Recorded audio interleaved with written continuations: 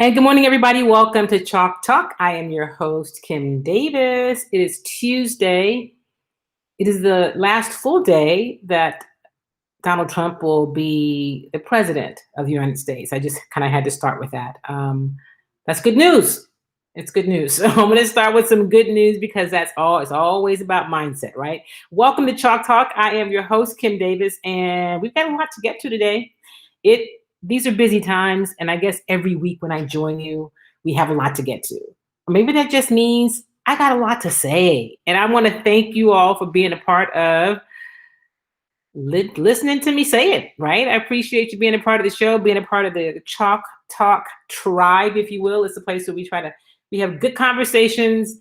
We can have healthy debate, and you may just get a different perspective on some of the things that you're hearing as it relates to the world of sports, some things in news, and just stuff in general. Because again, I have a lot to say. All right. I am excited that you're here today. Last night in the NBA, the Houston Rockets played their first game with Victor Oladipo in the lineup. They lost that game. Next game is on 20th. They play the Suns. That means Chris Paul will be in town. Well, but we won't get a chance to really talk to him since everything happens on Zoom, right? So, but that should be interesting. Listen. I know that this Rockets team does not have a great schedule as of yet. You know, they haven't. The final last night was 120 to 125. They lost to the Bulls. They've lost two in a row. But let me just tell you who was the starting lineup for the Houston Rockets last night. Eric Gordon was back on the lineup. He had 21 points. David Nwaba had 7. Victor Oladipo, in his first start as the Houston Rockets, in 32 minutes, he had 32 points, 9 assists, and 5 rebounds. He shot a little better than 50% from the field. He was 4 of 9 from 3. Yeah, it was a good start for Oladipo. PJ Tucker, we can't always judge PJ by points, but he had 2 points last night. And Christian Wood, big fella, who is growing and is exciting and is turning heads early, finished with 30 points in 30 minutes. So who they didn't have, they still didn't have Daniel House. They still didn't have John Wall, who was injured. Off the bench, Deshawn Tate had 11 points in 30 minutes, and he shot 50% from the field. He was 4 of 8. So this young Rockets team, and I say young because they do have some veterans, they have some young players, but they just have not had a lot of time as a unit, right? Because it started off, you had COVID issues, you have the James Harden issues, you've had some injury issues, and they're new. It's a new coach. It's a new nucleus. So I think that if they can get a stretch of games together where they're all healthy and available, we'll get a chance to see what this Houston Rockets team is. We talked with Rafael Stone, the general manager, on Sunday. I lose track of days. It must have been on Sunday that he was available. He talked about, he said, hey, no hard feelings. That he did talk to James. James was a part of the conversation. And for him, turning the page, they've been trying. It wasn't as though they were not trying to turn the page. They had been trying to do that since they knew of James's desire strongly to leave. And it was just a matter of getting it done. So they had been trying to do that. Apparently James first made it known after they left the bubble, and definitely after Daryl Morey and former head coach Mike D'Antoni were not going to be a part of the team, that he wanted to play elsewhere. And they had been trying to get a deal done. And so the goal right now is to be competitive. Is to be competitive. I will remind you that the trade deadline is March 25th. So it is still very possible. Good morning, Sylvia. My sister is tuning in. Welcome to Chalk Talk. Thank you for being here. It is possible that Rafael Stone and the Rockets could package some of those pieces, some of those trade picks, because he got a lot. And I think he has to be given credit for what he was able to get for a player who was clearly disgruntled and did not want to be here. So he got a lot of picks. He got some unprotected picks. He got some swaps. And those are things the Rockets did not have because they gave up a lot in recent years getting players like Russell Westbrook. They had to give up a lot. So at any rate, that's where we are with the Houston Rockets. The Rockets right now, and I'm going to let you hear from Oladipo and also Christian Wood. Let me go to the Rockets. The Rockets are 4-8. Their next game is Wednesday, tomorrow night. They play host to the Phoenix Suns before they head out on the road to Detroit on Friday and Dallas on Saturday. And then they have two games at home next week. So, they are basically playing every other day unless they're days, except for the days that they have back-to-backs. And there's not a lot of time for practicing and installation. So they've got to get these guys healthy and available. They're taking their time with John Wall to make sure that he is healthy and doesn't have a setback. What we've seen from him early has looked really good. And Victor Oladipo looked good last night, right?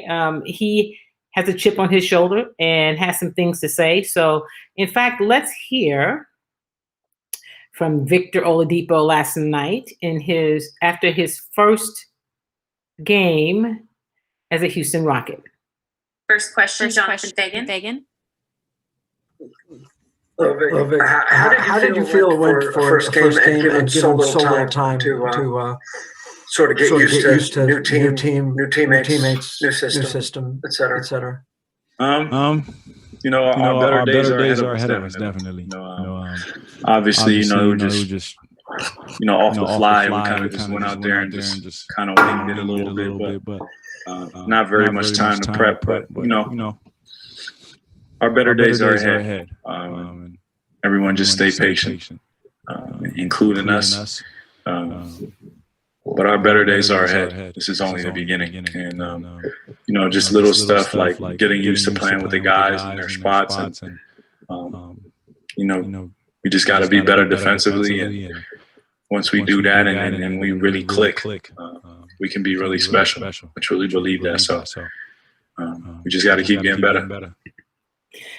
And that was Victor Oladipo after his debut performance as a Houston Rocket last night. They lost in Chicago to the Bulls. He had 32 points in 30 minutes, shot about 50%, a little better than 50% from the field. And so I'm encouraged about what this Rockets team can do. Like you said, you got to give them some time, right? They are 12 games into the season. The roster is totally different than it was this time last year.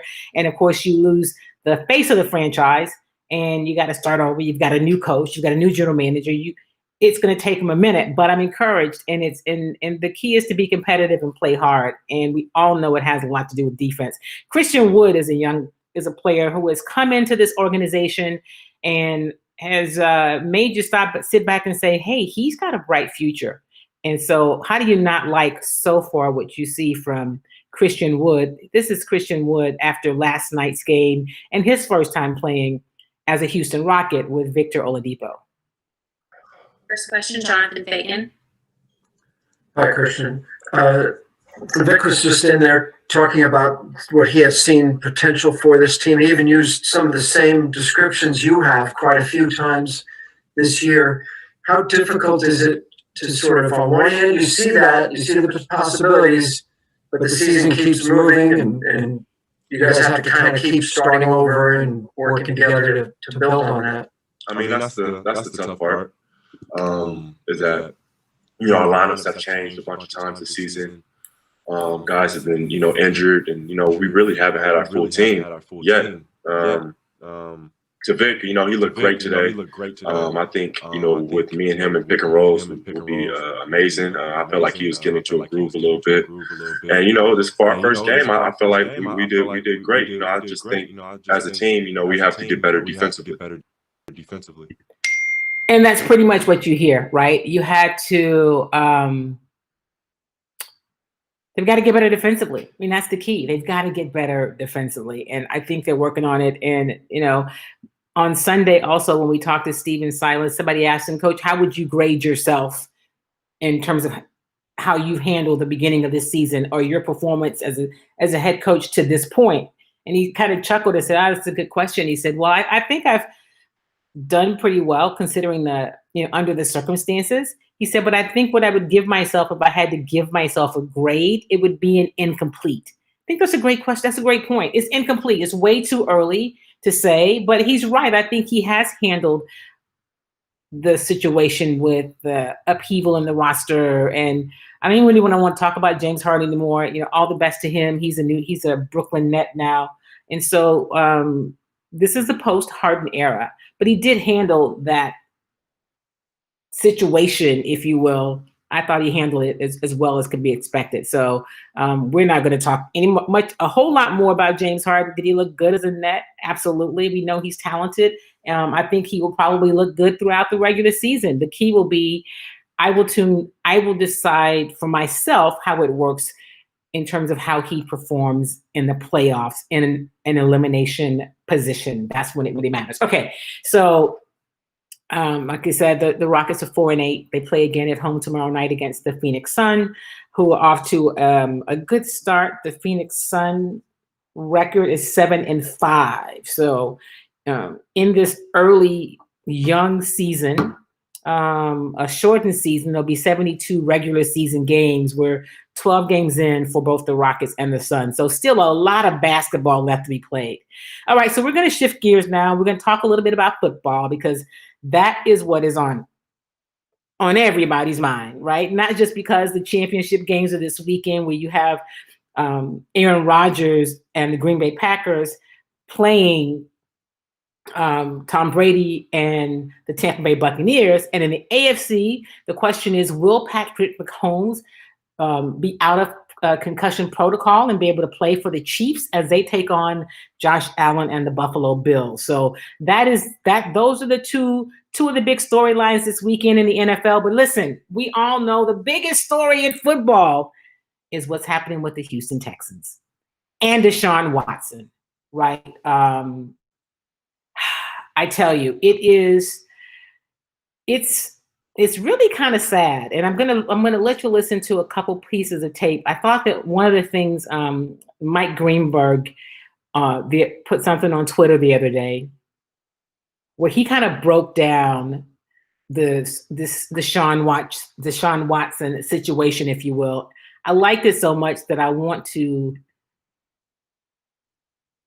let you hear how he broke it down. It's not that long. It's about a minute and a half. Check it out. Let me see if I can go to it. Deshaun Watson might be frustrated enough to force his way out of Houston. Pull up a chair. We have a lot to unpack. Let's start with just how good he was this year.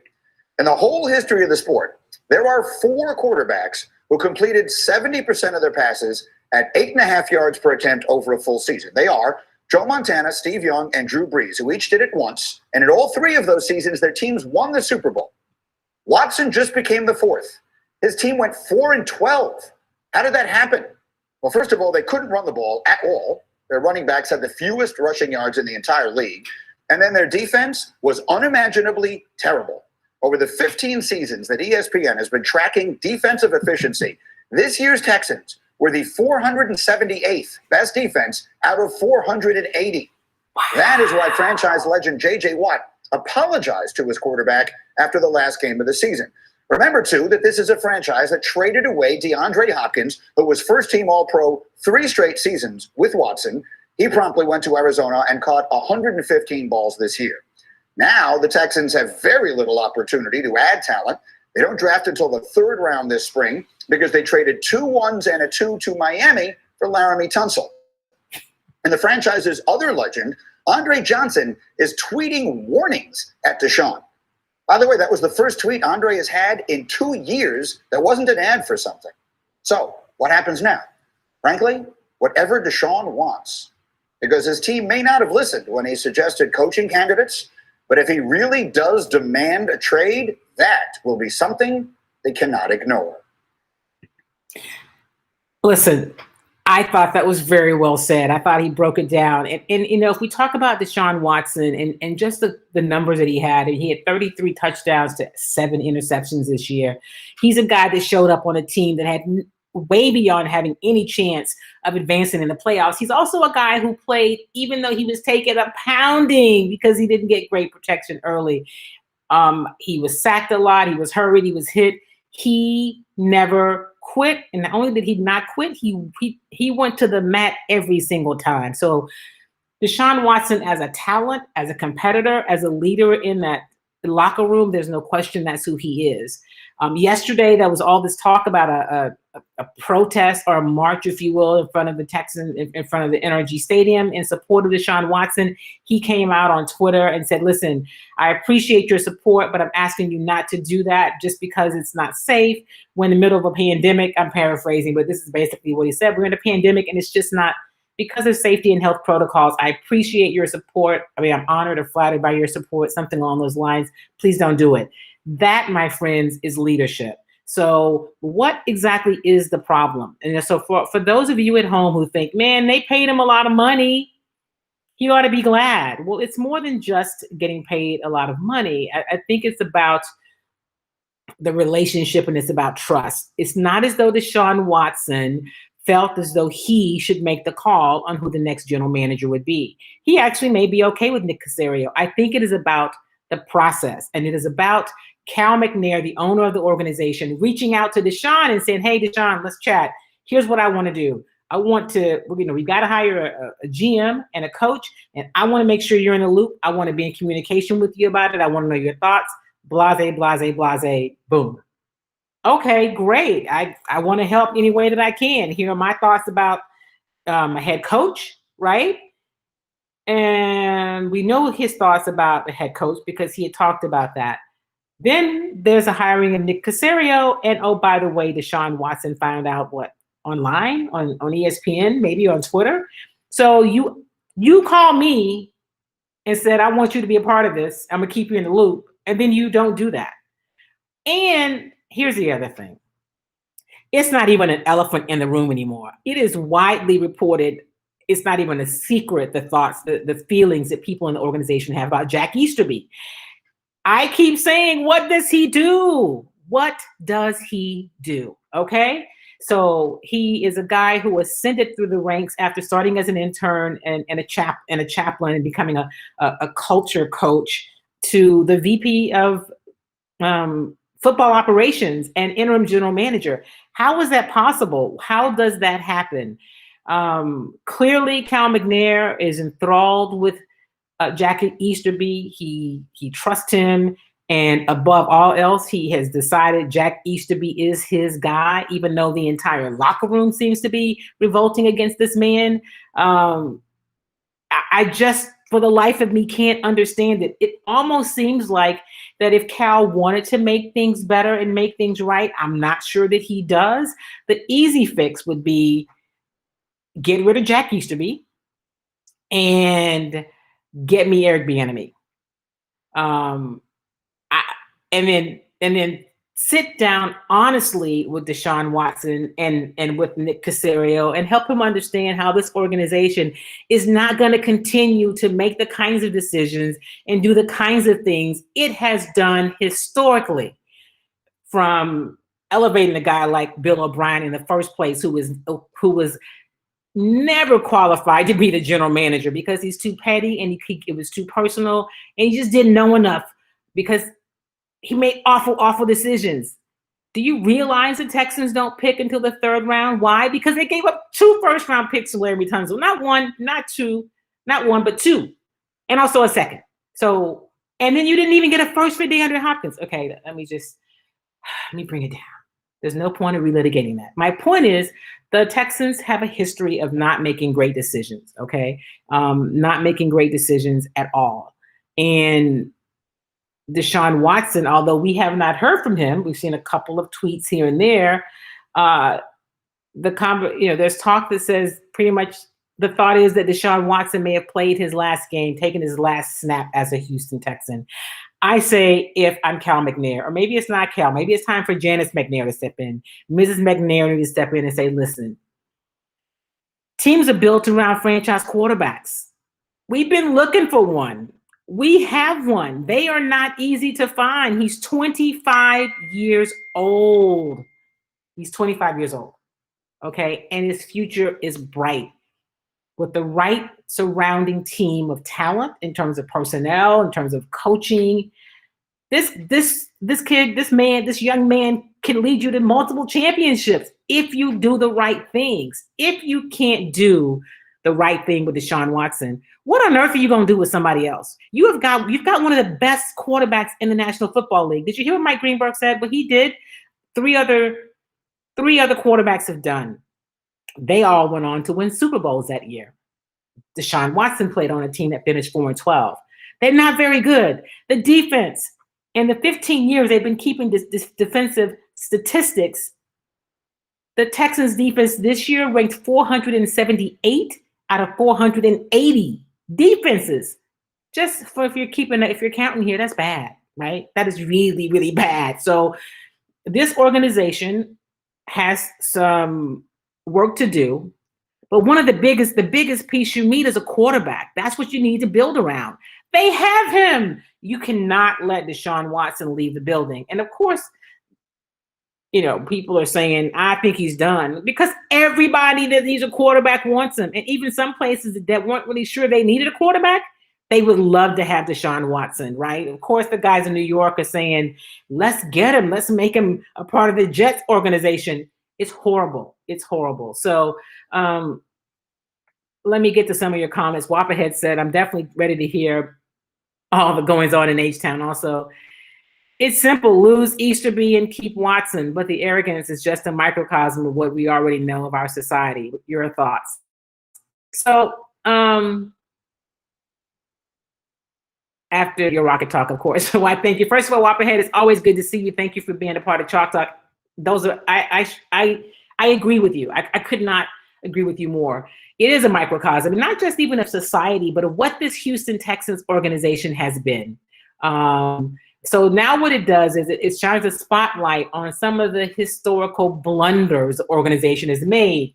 Most notably, the one where a few years back, the founder of the team, Bob McNair, rest his soul, who is deceased now, made the comments about the inmates running the asylum or something along those lines. That comes up when people talk about this Houston Texans organization and the culture. You let a guy like Bill O'Brien destroy your roster, leave you with no picks, leave you with Jack Easterby, who is now causing all sorts of turmoil. And listen, I've heard all the stories, he's a pastor, he's a good religious guy. I'm not really, look, I love God. Like me and Jesus, we like this. What does that have to do with Jack Easterby being a cancer inside this team? I can't quite connect the dots there. If Jack Easterby is causing this much upheaval, so much so that you would lose your franchise quarterback. He's a leader on the field. He's a leader in the locker room. He's a leader in the community. There's nothing about him. I'm not trying to put any wings on him, but he's a good guy, and he's a hell of a football player. You look for people like that to build around in the organization. You have it. What are you doing? I don't understand. I don't understand, right? I don't understand. What is Cal McNair doing? Andre Johnson tweeted, if you heard the clip earlier from Mike Greenberg, for the first time in 2 years about something that wasn't like a product or something. Like, that's not who Andre Johnson is. He's not on Twitter letting you know his thoughts. He tweeted, he said, listen, Deshaun, don't let them waste your time, right? Don't lose all your Texans. The Texans have a history of wasting your years, wasting the years of players. And then he said, Jack Easterby, from the time he walked in the organization, has not been good for the organization at all. Everybody knows Jack Easterby is a problem. I don't understand it. Siobhan said, I really like to see Ben as the 3 starter. Why can't they get that? Because he's got to get healthy. Are you talking about, so you're back on the Rockets? Yeah, he's got to get healthy. I think he's had some challenges. He's a little nicked up, but I think they're just trying to get the right fit. Yeah, Bill O'Brien did this to us. I know. He left a mess, and then he left the building. I'm glad he left the building, but he left it in shambles. But what he also did was he left the owner and the organization an opportunity to fix it. Like, you don't have to be stuck with this. You like Jack Easterby, let him be your friend. Pay him to play your golf. Let him be your personal confidant. But don't make him be a part of an organization when he's clearly bad for the organization. Who's going to want to come here and deal with that, right? So speaking of the organization, yesterday the team confirmed that they did interview Eric Bieniemy. So hopefully it was a serious interview. If you're trying to appease Deshaun Watson, why don't you first fire Jack Easterby, then get you a coach? Because if I'm a coach coming to the organization, I'm going to know, like, what's up with Jack Easterby, man? I'm hearing all this stuff. Who is this guy? And can you keep him out of my locker room? And can you keep him off my sidelines? Like, can that happen? Because if that can happen, then maybe, I can come here and coach. Let me do what I do. But I don't want to. Clearly, there's some issue with this dude. Now, I don't know if people are having that conversation. That's one thing. The other thing I want to say about Eric Bieniemy is this. When I hear reports that, Eric Bieniemy doesn't interview well, it makes my blood boil. And you want to know why? You want to know who I heard that about years ago? Like before he ever got his first head coaching position? Tony Dungy. I remember Max Edison, rest his soul, and I had a daily sports talk show. And we interviewed Tony Dungy, had a chance to meet him. We were doing a radio show back then. And that was the knock on Tony Dungy. And I'm like, what do you mean he doesn't interview well? Like, what are you saying? I never hear that about white coaches, ever. So, of course, Tony Dungy, as we know, went on to get a job, win Super Bowls. Clearly, interviewing well was never his issue. And I'm going to say probably the same for Eric Bieniemy. I saw Andy Reid do an interview talking about Eric Bieniemy, and he said about what a great guy he is on and off the field, and that he's the kind of guy that he would want Eric Bieniemy to coach his son. That's what Andy Reid said about him. So miss me on that. It's just, we got to pay attention to the code words. And in 2021, after all, last year, Roger Goodell did the little Kumbaya video after George Floyd, and some of the owners, not many, denounced the murder. And I know that's one thing, but, and we realize that without our Black players, we are not a league. And now we are looking at 2 openings left, the Texans and the Eagles, unless somebody got hired since I've been doing the show this morning. We can't get a coach. And we've had plenty of really good coaches, excellent coaches who deserve an opportunity. Meanwhile, jump straight to being a coordinator, and some jump straight to being a head coach.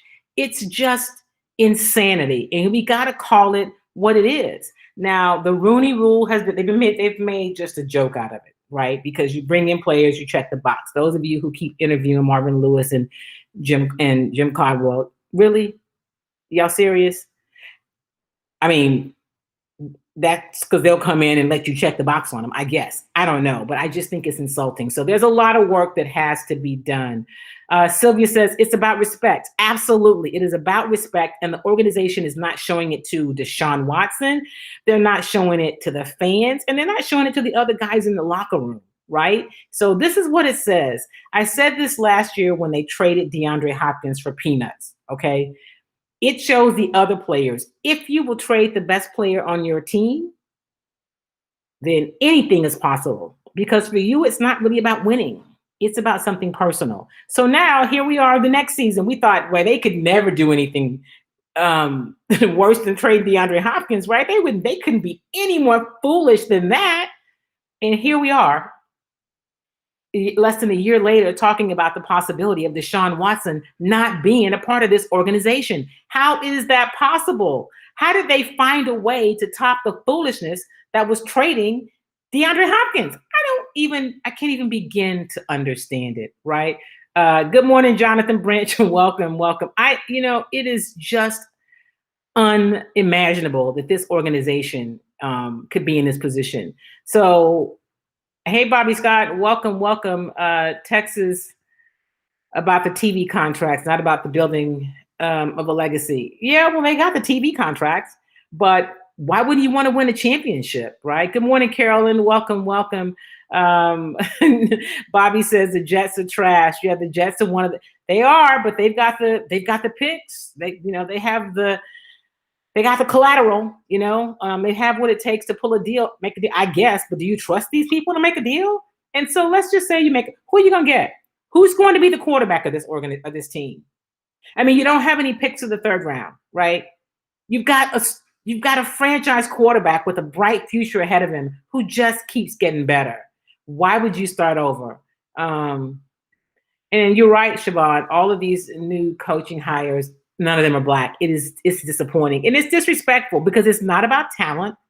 It's not about meritocracy, based on merit, clearly, because you have guys that have the talent, that have the resume, that have put in the time. So what you're saying is you only have to be a coordinator for a certain number of years with a certain amount of success if you're a Black man, right? Is that right? Because Mike Vrabel, who is doing a fine job in Tennessee, when he got the job, he'd been a defensive coordinator with the Houston Texans for one season, and the Texans defense was awful. He got a head coach job. So Bobby says, if Deshaun is traded, I'm out. Bobby, I think that a lot of people feel that way. I just don't think the Texans organization, the ownership, believes that fans will be mad enough for that. I don't know if they believe it yet. But they are right now the worst team in football. It is such a mess. One of the things I wanted to, I said in a promo about today's show, and I've heard people on the East Coast apparently are saying Deshaun Watson and James Harden, putting them in the same boat. And so what I've said, I tweeted it last week and I keep saying it, is Deshaun Watson is not James Harden. They're two very different people and it's two very different situations. Look at this. So Deshaun Watson is a guy who is upset about an organization not doing the things to win. Not keeping their word from a management standpoint. He has showed up every time. He didn't quit on the team. He is about winning. He's about championships. And you saw that with how he approached this season when they finished 4-12, right? That's Deshaun Watson. The Texans organization has historically made bad, just awful decisions. They made it when they gave Bill O'Brien all the power to make him a general manager. They made it when they elevated Jack Easterby from the chaplain. Well, he didn't come here as a chaplain. I think he was a culture coach or make Bill happy coach or whatever his title was, to be VP of operations. And he basically seems to have bamboozled Cal McNair into hiring Nick Caserio. Because Jack Easterby told, man, he's about to be hired by the Panthers and he's going to take me with him. So not only did Cal McNair clearly hire Nick Caserio, he paid him twice as much money and said, oh yeah, Jack's definitely going to be here. Well, the Panthers are saying, yeah, that's not really true. We weren't about to give Nick Caserio our GM job. It's embarrassing. It is embarrassing. So that is the Houston Rockets. That is what's going on with them. I mean, the Houston Texans, my goodness, the Houston Texans and what's happening with them. Deshaun Watson is not James Harden. James Harden, who the Houston Rockets organization, I said we weren't going to talk about him, but I just need to give some perspective to this. From the time he's been here, and he did admit that, he became the James Harden that he is today through the Houston Rockets, right? They believed in him. The city believed in him. He became this guy. He got to blossom into this offensive player that is, one of the best of all times as a Houston Rocket. But here's the other thing. He also played for a team that kept giving him what he wanted, right? Remember, he wanted Dwight Howard. They got Dwight Howard. That didn't work. It turned ugly because when James is over you, there's no professionalism about it. He's kind of petty, and he's kind of immature. So that didn't work. And Dwight Howard became the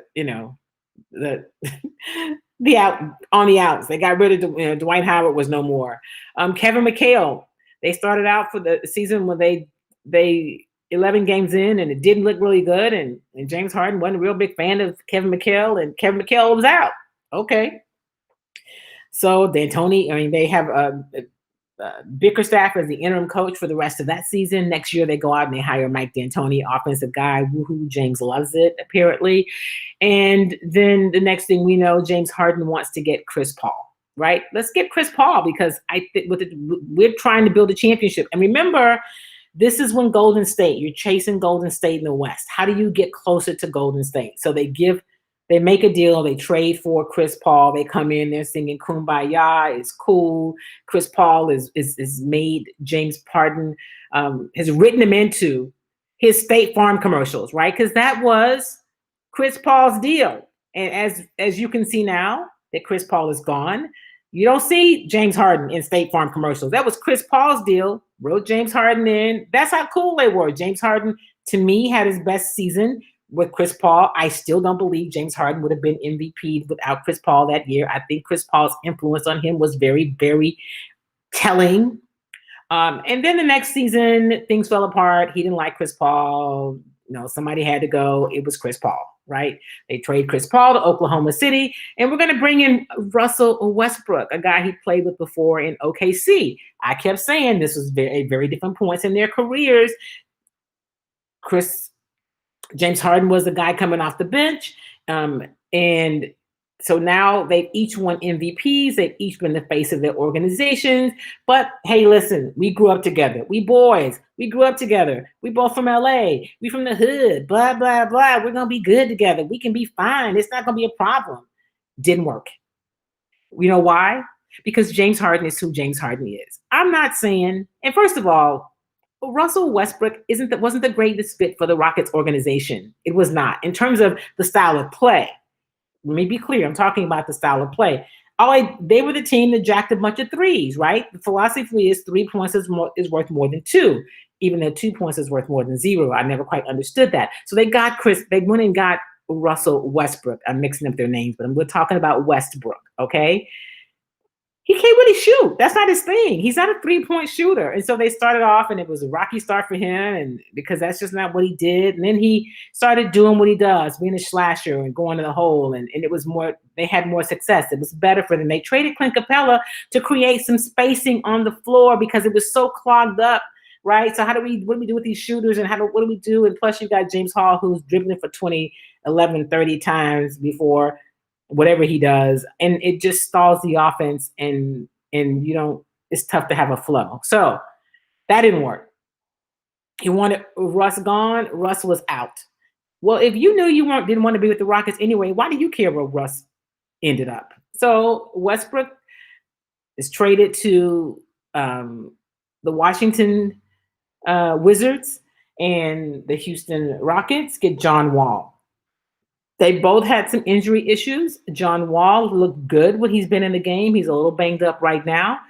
But, the thought is that he'll come in and if healthy, he's still got a lot of basketball left in him, right? So that's John Wall.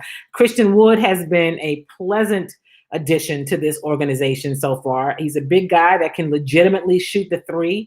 He's got to get a little stronger on the block. And I had somebody the other day say, when you say on the block, I'm talking about inside, when he's under the basket. He's got to get a little tougher there. And that'll be tougher, but a little stronger. I don't want to say he's not tough, but a little stronger. So that I think that's going to help his defense.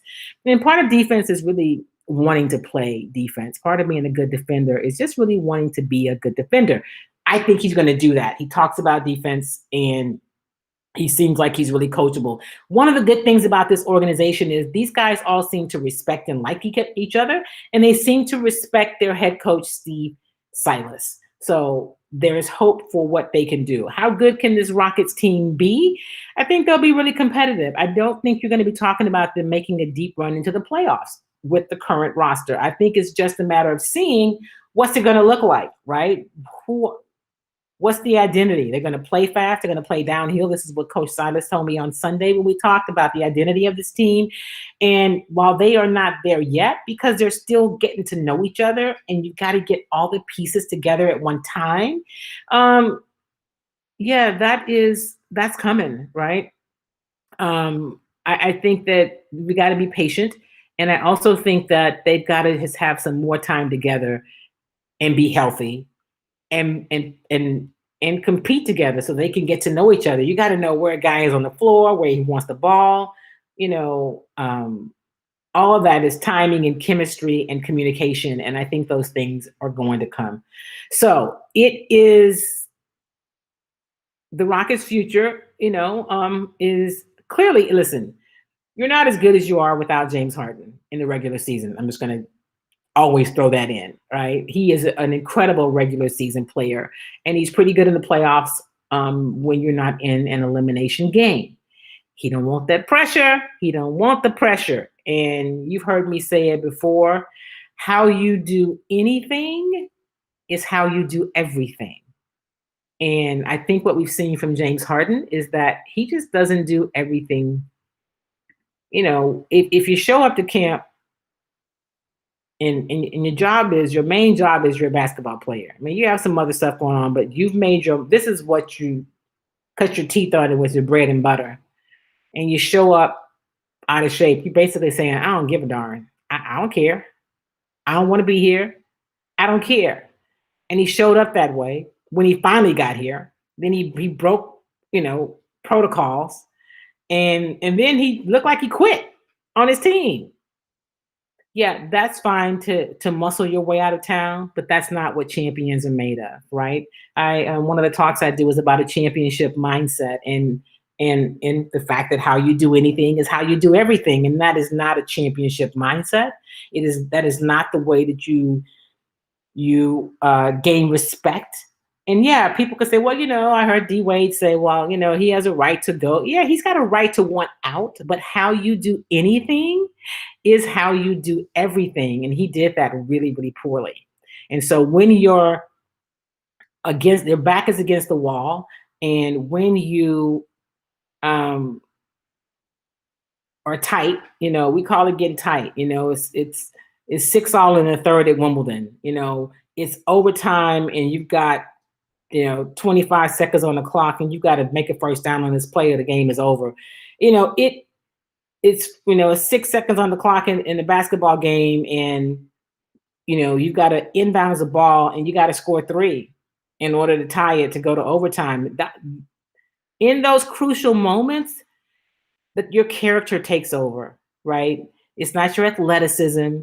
It's where you dig in deep, and the people who really want it and know how to pull it from deep inside are the ones who have success. And that's what we see regardless of the sport. We see it in life, and we've seen James Harden in those moments just kind of fold. And so I'm not convinced that because of who's around him, he won't fold in the future. Now, maybe you say, well, the difference is, Kim, now he doesn't have to take that shot. It can be Kevin Durant. Perhaps. We shall see. Good morning, Charles Lamar Drayden. Welcome. Happy Tuesday. Happy Inauguration Eve, everybody. So I just wanted to say that, why is it keep coming? Oh, okay, I get it. So listen, I told you guys about a product that I was going to tell you about. Listen, this COVID-19 thing is continuing to just destroy families and communities and livelihoods and take people's lives. It's dangerous, right? And I'm just going to continue to encourage you. We here at the Chalk Talk Show believe in wearing masks. Okay, I am a firm supporter of wearing your mask, of practicing social distancing, of not being in crowds. If you were one of the people at the Bow Wow concert this weekend, just don't tell me about it, right? I can't even understand what made people lose their minds about Bow Wow. But at any rate, I'm not here to be judgmental. I'm just here to offer some words of encouragement. Wear your mask, practice social distancing. If you are exposed to somebody who's got the virus, make sure that you quarantine, get tested, because what happens, you may say, well, I feel all right. It's not a big deal. It's really contagious. There's a new strand that spreads a whole lot, and we have got to stay strong and so that we can get to the other side. The vaccines are not the end all be all, right? It's going to be a while before most people are vaccinated, especially since a lot of people don't want to take it for obvious reasons. So what else can we do? Well, we can wear your mask. We can practice social distancing. We can stay out of crowds. not hang out indoors, and even outdoors. Be careful about the crowds and the spaces that you're in, right? But there's something else. What COVID-19 does is it attacks our immune system. So how do we help to make our immune systems stronger? So I'm not a doctor. I don't give medical advice. But what I will tell you is that, if I've got to go to the grocery store, I double up on my emergency, which is vitamin C. I take the vitamin C with zinc and vitamin D, but I double up on it. I also wear my mask and I wear gloves and I practice social distancing. So if you one of the people in the grocery store walking up on people all close, man, stay back. Give the people the space. We need 6 feet. We actually probably need 10 or 12 feet with this new strand because it's highly contagious. Be careful, back up. And I know, and I just have to catch myself and not be ugly because I know I look at people crazy.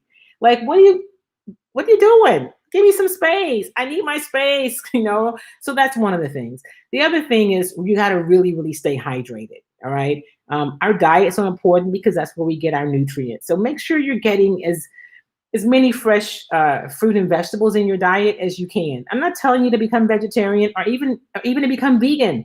Just put some more live food in your diet, fruit and vegetables, live food. And then the other thing is, there's a product that you've heard me talk about called Jinka. I've actually had my friends who own Jinka on the show before. I'm actually helping them do some PR around their product, and why can't I pull it up? Okay. So let me show you what it looks like. Okay, so Jinka is a turmeric paste, and share my screen so that you can see.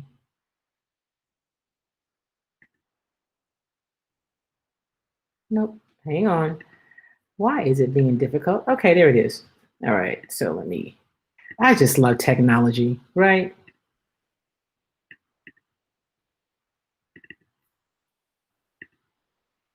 Okay. There we go. All right, so when I say Jinka, I wanted you to know what it looks like. That is, let me hide this.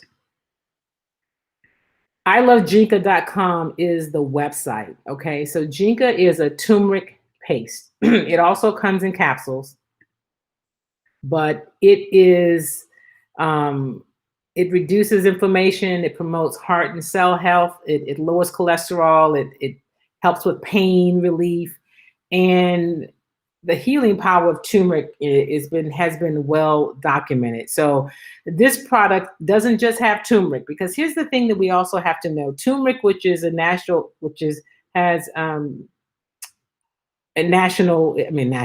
naturally reduces inflammation, but it needs to be bound with black pepper, right, or either an oil. So in this paste, it has a premium brand of turmeric. It has ginger, it has nutmeg, and 5 more premium spices. So taking it every day can help your body reduce inflammation and promote heart health and all that kind of good stuff. So why is that important as we are talking about battling Jinka? Go back to that.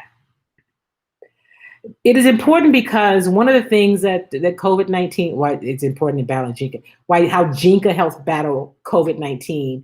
COVID-19 attacks our organs, and you need a healthy immune system. One of the things that this Jinka Premium does is to help with your immune system, but it also helps to reduce inflammation. One of the ladies who unfortunately got COVID was introduced to, had been using Jinka previously, but she said her son made her smoothies every day, and she took the turmeric, the Jinka, and she was having a lot of problems with inflammation in her chest. She said every time she took the Jinka, she could almost feel the inflammation leaving her chest. She did it for 14 days. She showed up at Kim and LJ Williams. They're the founders that created Jinka, at the door of their studio and said, I just had to come meet you and I had to come thank you. So I say this to say, we should look for things that we can do to really strengthen our immune system. And unfortunately, if you get Jinka, it just, what can I do to help me get beyond these symptoms? And so Jinka, this turmeric paste is one of the things that I would recommend to you. And if you happen to be in Houston or in the Houston area or Beaumont or Lake Jackson, you can pick up Jinka at HEB. They sell it at HEB in the healthy living section. And I just encourage you to go get you some Jinka, work on your immune system, watch out for folks, stay home. make good choices, right? I know we're tired of being home, right? I work out at home. For me, it is not the same as being in the gym. I've missed the gym. I have not been in the gym since the pandemic was officially a pandemic. I taught spin classes every week. You guys, if you followed me for a while, you know that. I did Pilates. I did, swim. Haven't done any of those things. Now I get on my bike and go out to the park, right? I do stuff in the house, but it is not the same. I can't wait until I'm able to do that again and spend time with family and friends beyond just my immediate family. I mean, I like them, but you want to see some other people, right? And so how do we get there? We have to do it collectively. So I encourage you to check out the Jinka. So where you find it, Charles, is that it is if you go to HEB store, it's in the healthy living section. It's in the refrigerated section, where they have those, like kombucha and those products. And it comes in two different ways. I'm going to show it to you. It comes in a paste and it comes in capsules. I've done both. Right now, I'm taking the paste because I want you to see what it looks like. Okay, let's show it here. All right, so this is the paste. There's two different sizes of the paste. And let me scroll up a little bit. So, and then there are the capsules as well. So there's different sizes of it, and it's all in the healthy living section. Or you can go to their website if you're not in Houston, ilovejinka.com. You can order it. They do ship all around the country. But I don't know about internationally, but definitely they ship across the country because that's how they basically move the product.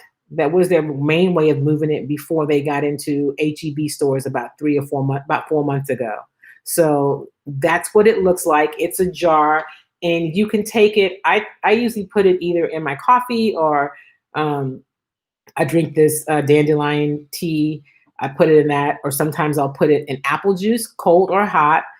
I'll put it in hot apple juice and make it like a wassail or something. Or I put it in cold apple juice and shake it up. I also put it in what do you call it? I put it in almond milk, and it's like a golden milk latte. Right? It's a golden milk latte. So it's just something that you can find it in. I hate typos. Okay, where can I find it? Right. So I hope that helps. And Kim and LJ Williams they live in Houston and they're building this business and are just amazing people. There's a great story behind the product. You can go to their website and find it out. But I just wanted to make sure I share that and that I share it often because clearly this COVID time is with us for a bit. And even beyond that, I think there's some things that when we get to the other side of this whole COVID nightmare that we will be doing differently. I mean, hopefully we will continue with the better sanitation and hygiene of washing of our hands and maybe not have places that are so crowded anymore. Although there's some places right now, like y'all was at the Bow Wow concert. Anywho, listen, we are almost out of time for today, but as always, I want to thank you for hanging out with me on Chalk Talk, right? It's fun. I'll probably have a guest for you next week. I'm not sure. We just had so much to get to. And so, when I have guests on, I like to give them time to talk, right? And so today we just had a lot we needed to catch up on. I wanted to really make my point about how Deshaun Watson is not James Harden. And the Rockets aren't the Texans. Like the situations could not be more different in terms of why the star player decided that one who definitely decided he didn't want to be there and totally checked out and quit on the team, and the other who seems to have decided that he doesn't want to be here, but he didn't quit. Like he didn't quit. He never quit, and he wants to win. And Jack Easterby needs to go. Like, what in the world? Okay, I want to get riled up again. I just cannot understand it. Can you imagine? Listen, can you all imagine that if I had a job someplace, like other than for the KD company, since I work for myself, and I was creating so many problems. I wasn't a revenue generator. I wasn't the star quarterback. I'm just this dude. I'm just this chick in the organization that when people ask, well, what does she really do? I don't know, but no one likes her. People would rather leave than have to deal with her.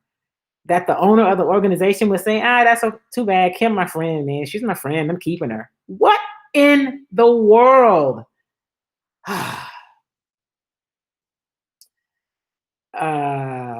Carolyn, thank you, Carolyn. She says, I could not wait to hear your perspective on these issues. I got it. I've got some perspective, Carolyn, but thank you. I appreciate that. And here's the thing. I'm just going to encourage you all to be vigilant. These are crazy times in this country. Inauguration day is tomorrow. We are like 24 hours and 2 minutes from the current occupant of the White House no longer being the president. And I could not be more excited. I know that the future there's a lot of work ahead. I heard some people already say, well, we've seen that Biden's going to do all this stuff. He's starting with immigration. What about Black Lives Matter? I expect that he's going to do some things. And it's a priority. I mean, he said that. I believe he's got people around him who are going to make sure of that. And I just see the evolution in him. And I'm looking forward to seeing what's ahead. Are we going to like every single thing he does? Probably not. Like, I love my family. I don't like every single thing they do. And so I'm certainly not going to like every single thing any politician does. That just doesn't really seem like humanly possible. But I want to be able to respect it, even if I don't agree with it. And that's the key. There should be a level of respect, even when we don't agree. And there should be some decency and humanity. And that has been missing. And I'm looking forward to that and so much more. Right? So at any rate, that's it. We are out of time for today. Thank you guys for being a part of Chalk Talk. I love you. That's an action word. I can't wait to see you next week. Make sure you follow me on my social platforms if you want to get updates throughout the week. Last week, I did a little piece about LinkedIn with Kira McCullough, one of my friends and colleagues from the National Speakers Association. We're going to do something else, kind of following up on the LinkedIn workshop, and we're going to talk about some branding and communication work. So we're going to use the space for not just a sports show. I'm going to come back and give you some things that hopefully can be helpful. And let me put this here. If you want to follow me on Twitter, you can follow me on Twitter. There we go. So follow me on Twitter at Kim Y. Davis. And you can also follow me on Instagram at Kim, .y.davis. I don't know why it won't let me do that. But anyway, so there we go. Kim Y. Davis on Instagram at Kim.Y.Davis to follow me on Instagram, Kim Y. Davis on Twitter. I'm really active on Twitter throughout the week covering games. And I'm going to be more active on Instagram because listen, you guys, I got some training. I'm figuring out the whole Reels thing because clearly I didn't know what I was doing. All right. Thank you, Charles. Charles, it's always great to have you. Very interesting. I will keep watching. Thank you so much. I appreciate you. And please, if you will, share the video so that we can continue to grow our community. And I do a bad job here or less than stellar.